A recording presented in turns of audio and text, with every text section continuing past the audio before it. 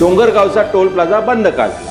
पण मग आता तिसरा टोल प्लाझा हा बोरखेडीला का उभारला?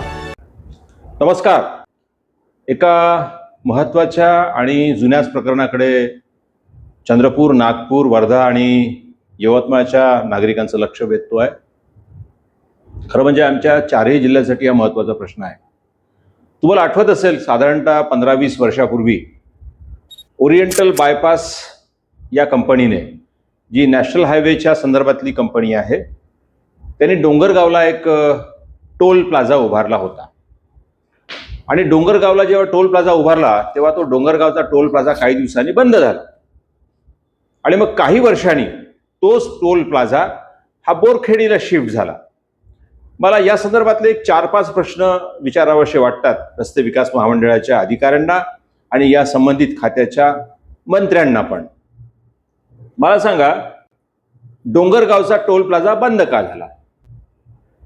याचं कारण असं की हायकोर्टाने याच्यावर आपलं वर्डिक्ट दिलं, निकाल दिला. बुटीबोरीच्या MIDCच्या लोकांनी एक याचिका दाखल केली हायकोर्टात की जो रस्ता आम्ही वापरतच नाही, ज्याच्यासाठी टोल प्लाझा उभारलेला आहे, त्याचा टोल आम्ही का द्यावा? कारण हा जो ओरिएंटल बायपासचा टोल प्लाझा आहे, हा कशासाठी आहे? हा एक तर जबलपूरला जाणारा बायपास किंवा अमरावतीकडे जाणारा बायपास, आणि या दोन्ही ठिकाणी त्यांनी टोल प्लाझा उभारलेले आहेत. पण मग आता तिसरा टोल प्लाझा हा बोरखेडीला का उभारला? किंवा डोंगरगावला याच्यापूर्वी का उभारला होता आणि तो रद्द का झाला? याची पार्श्वभूमी अशी आहे की ज्या ठिकाणचा रस्ता आम्ही वापरत नाही त्या ठिकाणचा टोल आमच्याकडून डोंगरगावाकडून घेत होते. मग या निकालाच्या विरुद्ध ही बायपास कंपनी सुप्रीम कोर्टात गेली होती. हायकोर्टाने वर्डिक्ट दिल्यावर सुप्रीम कोर्टात याच्यावर विचारमंथन झालं.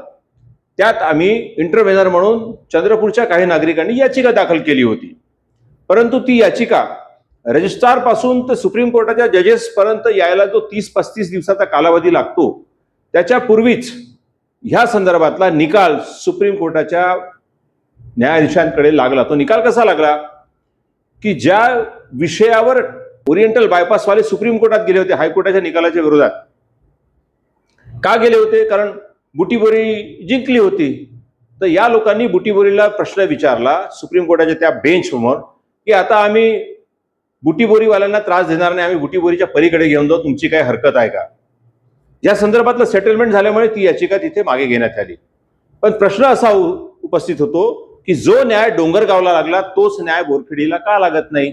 जो रस्ता आम्ही नागपूरवाले, चंद्रपूरवाले, यवतमाळवाले, वर्धावाले वापरतच नाही, कारण आम्हाला चंद्रपूरवरून नागपूरला जायला तो बायपास वापरावाच लागत नाही, वर्धेवाल्यांना वापरावं लागत नाही, यवतमाळवाल्यांना वापरावं लागत नाही, म्हणजे जे वणीवरून जातात त्याचा टोल आम्ही का द्यावा?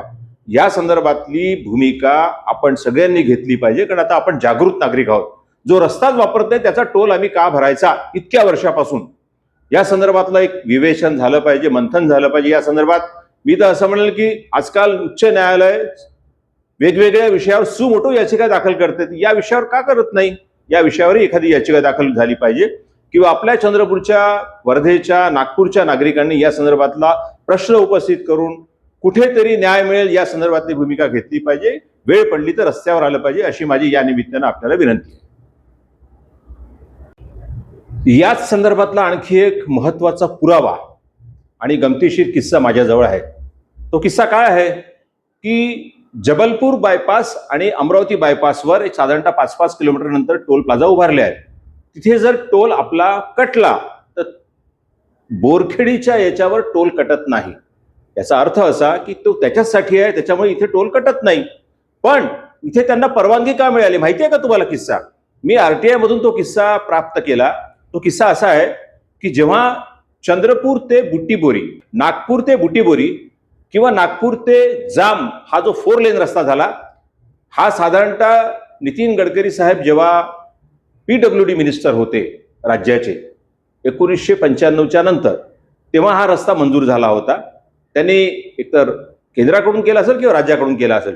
पण त्या रस्त्याचं मेंटेनन्स हे केवळ 7 कोटी रुपयात, 27 किलोमीटरचं मेंटेनन्स केवळ 7 कोटी रुपयात याच ओरिएंटल बायपासवाल्यांना दिलं. आणि म्हणून कदाचित या ओरिएंटल बायपासवाल्यांनी त्या बोरखेडीला तो टोल प्लाझा उभारला असेल. आता 7 कोटी करता जर तो टोल प्लाझा उभारला, 7 कोटी तर जवळजवळ 1 ते 2 दिवसातच वसूल होतात, किंवा साधारणतः महिन्याभरात वसूल होतात. तर असा हा गमतीशीर किस्सा, यावर मंथन झालं पाहिजे अशी माझी विनंती आहे.